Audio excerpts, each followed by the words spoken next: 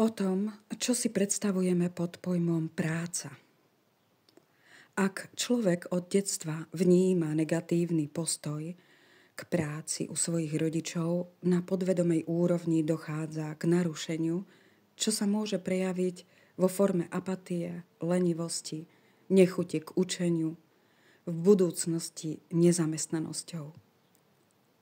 Sami posúďte, akú predstavu o práci si môže vytvoriť dieťa, ktoré vidí sklesnuté tváre rodičov náhliacich sa do roboty.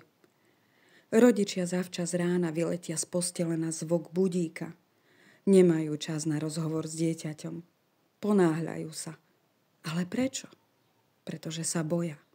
Boja sa prísť o prácu. Čo majú napísané na tvárach? Aké pocity v týchto chvíľach odovzdávajú svojim deťom? Večer po návrate z práce si ľahnú na gauč, pred televízor, unavení, utrápení a uchlipkávajú si z pivka.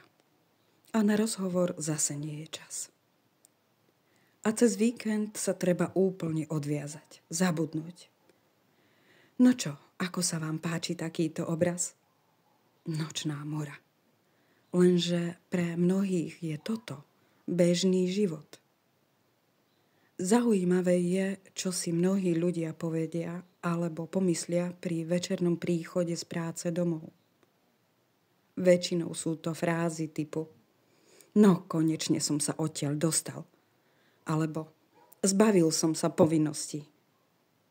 Aké je východisko? No, musíte zmeniť vašu predstavu. Váš postoj k životu a práci, pretože práca tvorí značnú časť vášho života.